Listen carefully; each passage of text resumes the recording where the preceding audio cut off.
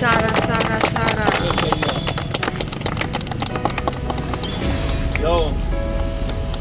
Sugar असली तरी गोड मानून घ्या. ते काका नाव माग या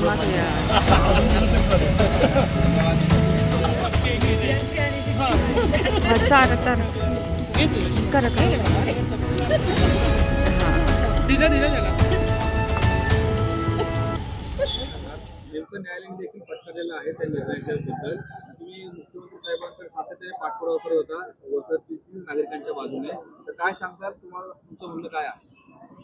लोकमान्य नगर ही म्हाडाची वसाहत आहे आणि या वसाहतीच्या पुनर्वसनाचा प्रश्न गेले अनेक दिवस ऐरणीवरती आहे. आपण पाहतोय लोकमान्य नगरचं आणि माझं गेले 30-35 वर्षापासूनचा एक ऋणानुबंध आहे आणि या विषयावरती या भागामधल्या काही नागरिकांमध्ये मतमतांतर होती.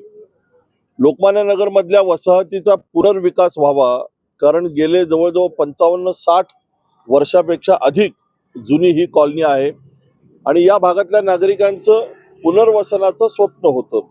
या विषयात राज्याचे मुख्यमंत्री आदरणीय देवेंद्रजी फडणवीस यांच्याकडे मी 4-5 वेळा पाठपुरावा केला, काही पत्र दिली आणि नागरिकांचं जे म्हणणं आहे किंवा नागरिकांना ज्या पद्धतीने साधारण एक 4 इमारती एकत्र येऊन छोट्या क्लस्टरच्या माध्यमातून पुनर्विकास करायचा होता, अशी नागरिकांची भावना होती.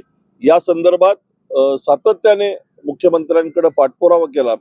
अगदी साधारण मागच्या एक 8-10 दिवसापूर्वी सुद्धा आदरणीय देवेंद्रजींची लोकमान्य नगर मधल्या काही रहिवाशांची भेट घालून दिली आणि या विषयामध्ये त्यांनी दुजोरा दिला. ते असं म्हणाले की मुख्यमंत्र्यांच्या स्वाक्षरीने या विषयाला स्थगिती होती, तर त्या स्थगितीवरती त्यांनी असं म्हणलं की पुन्हा फेर प्रस्ताव या सगळ्या सोसायटींनी द्यावे, आपण त्याला मान्यता देऊ. मला सांगायला आनंद होतोय की काल प्रत्यक्ष म्हाडा मुंबईने या संदर्भातल्या सूचना खाली दिलेल्या आहेत आणि पुन्हा एकदा जे प्रस्ताव प्रलंबित होते ते पुन्हा सादर करण्याची त्यांनी परवानगी दिलेली आहे.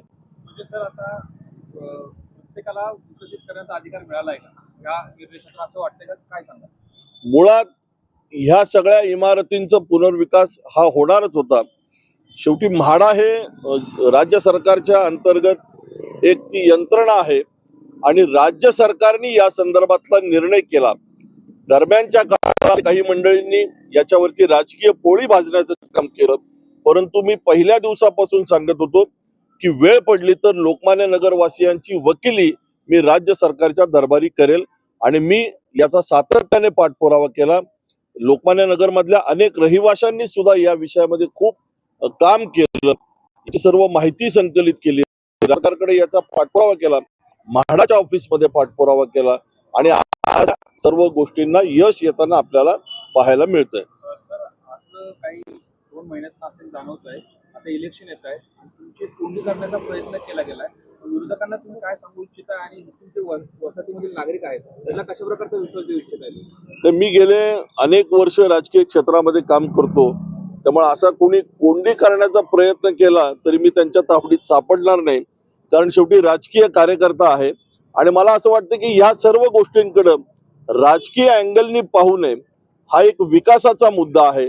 नागरिकांचं जे म्हणणं होतं की या वसाहतीचा पुनर्विकास झाला पाहिजे, आपल्या स्वतःच्या मालकीच्या हक्काचं घर झालं पाहिजे, असं प्रत्येकाचं स्वप्न असतं आणि आज ते स्वप्न पूर्णत्वास येताना आपल्याला दिसेल.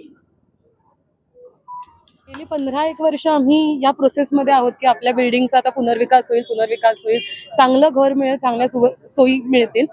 पण फायनली जेव्हा हे काम आमचं सुरू झालं, कायदेशीर प्रक्रिया सगळ्या पूर्ण झाल्या आणि आता घरातनं नवीन घरात शिफ्ट व्हायचं, 3-4 वर्षांनी परत यायचं, अशी सगळी तयारी, पॅकिंग वगैरे सुरू असताना जेव्हा शासनाचा आदेश आला, सगळ्यांनाच खूप वाईट वाटलं की आपण गेले इतके वर्ष ज्या पक्षासाठी एकनिष्ठपणे मतदार म्हणून इथे मतदान करत आहोत, एकही आपण निवडणूक चुकवत नाही आहोत, आपण निवडणुकीला मतदान करत आहोत, अशा वेळेला जेव्हा आपल्याच प्रशासनाकडनं आपल्याला कुठला तरी आपल्या विरोधातला निर्णय येतो तेव्हा सगळ्यांनाच खूप वाईट वाटलं होतं. आणि एक तरुण मतदार म्हणून न्यायपालिका आणि प्रशासन या सगळ्याच गोष्टींबद्दलच्या शंका मनात यायला लागल्या होत्या की आपण मतदान करतोय तर योग्य आहे का अयोग्य आहे, केलं पाहिजे की नाही. पण फायनली आता जेव्हा कोर्टाकडनं सुद्धा आणि प्रशासनाकडनं सुद्धा जेव्हा आमच्या बाजूने निर्णय आला, आणि फक्त आमच्या बाजूने असं नाही तर लोकमान्य नगरच्या सर्व रहिवाशांच्या बाजूने निर्णय आलेला आहे, तेव्हा तरुण मतदार म्हणून आम्हाला न्यायपालिकेवरती सुद्धा आणि प्रशासनावरती सुद्धा आमचा विश्वास अतिशय वाढलेला आहे. आमची प्रोसेस जवळजवळ मार्च ते एप्रिलमध्ये कंप्लीट झाली होती आमच्या बाजूने. फक्त आता ते म्हाडा आणि नंतर PMC यांच्याकडेच बाकी होता निर्णय, जो काय NOC द्यायचा आहे तो. पण मध्ये काही कारणास्तव आम्हाला ती परमिशन मिळाली नाही, काही डिलेज झाले त्याला. आणि तेव्हा सातत्याने धीरज जी आमच्या बरोबर होते, मध्ये दुर्दैवाने त्यांच्या वडिलांचं निधन झालं जेव्हा मुख्यमंत्री साहेब त्यांना भेटायला आले होते, तेव्हा ती वेळ नव्हती तेव्हा सुद्धा त्यांनी आम्हाला एक 5 मिनिटं दिली की लोकमान्य नगर वासियांचे काही प्रश्न आहेत ते त्यांना मांडायचे आहेत. तर त्यांनी देवेंद्रजींची भेट घालून दिली. तेव्हा काही आमचे मेंबर गेले होते भेटायला, तेव्हा त्यांची सकारात्मक चर्चा झाली. आणि नंतर सुद्धा आम्ही कोर्टात सुद्धा एक PIL दाखल केलं होतं, रिट पिटिशन दाखल केलं होतं. आणि ते दिवाळीच्या आधी दाखल झालं होतं, त्यामुळे तारीख मिळाली नाही. पण 2 तारखांमध्ये आमचा निकाल मार्गी लागला आणि कोर्टाने सांगितलं की ह्यांना पुढच्या 15 दिवसात परमिशन द्या, जी काय आहे ते NOC. त्यामुळे ऑफकोर्स खूप चांगलं वाटतंय. आता गेले 25 वर्ष इथे राहतोय आणि आता नवीन घरात शिफ्ट व्हायला मिळणार पुढच्या 2-3 वर्षात. त्यापासून आम्ही आमच्या घराचं स्वप्न बघितलेलं आहे की एका छोट्या घरातून रिडेव्हलपमेंट झाल्यानंतर एक मोठ्या घरात, एक सुखसोयी अजून वाढलेल्या घरात जायचं स्वप्न आम्ही खूप लहानपणापासून बघितलंय. माझ्यासारखे खूप तरुण असे आहेत लोकमान्य नगरमध्ये की जे जन्मापासून इथे राहत आहेत. त्यामुळे आणि आता जो कोर्टाचा निकाल आलेला आहे सगळंच आमच्या बाजूनी झालेलं आहे. आम्ही जवळपास 1 वर्षभर सगळेच जण खूप झटत होतो या प्रक्रियेसाठी. माझ्या वडिलांनी स्वतःनी खूप कष्ट घेतलेले आहेत. अर्थातच लोकमान्य कल्याणकारी संघाने सुद्धा खूप वेगवेगळ्या मार्गाने जाऊन ह्यासाठी कष्ट घेतलेले आहेत. त्यामुळे आणि आता फायनली तो दिवस आलेला आहे की कोर्टाने सुद्धा आमची बाजू ऐकून घेऊन त्याच्यावर पॉझिटिव्ह रिस्पॉन्स दिलेला आहे. त्यामुळे आम्ही नक्कीच खूप खुश आहोत.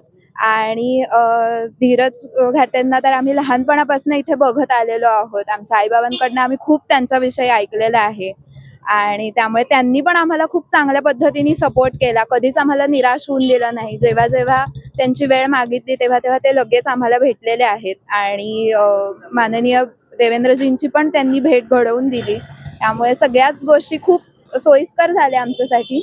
त्यामुळे खूप छान वाटतंय. आता फायनली आम्हाला आमचं स्वप्न पूर्ण करण्यासाठी आम्ही प्रयत्न चालू केले. त्याच्यामध्ये आम्ही प्रथम धीरजजी घाटे यांच्या माध्यमातून, घाटे साहेबांच्या माध्यमातून आम्ही मुख्यमंत्र्यांची भेट घेण्याचा प्रयत्न केला. कारण स्थगिती त्यांनी दिली होती म्हटल्यानंतर ती स्थगिती उठवायची किंवा त्याच्यावरती मार्ग काढायचं काम पण मुख्यमंत्र्यांचंच असेल असं आम्हाला घाटे साहेबांनी सांगितलं होतं. त्यामुळे आम्ही घाटे साहेबांच्या माध्यमातून त्यांच्याशी सतत संपर्कात होतो. पण 91 साली इथे आले तेव्हापासून आम्ही इथेच राहतोय. आणि आता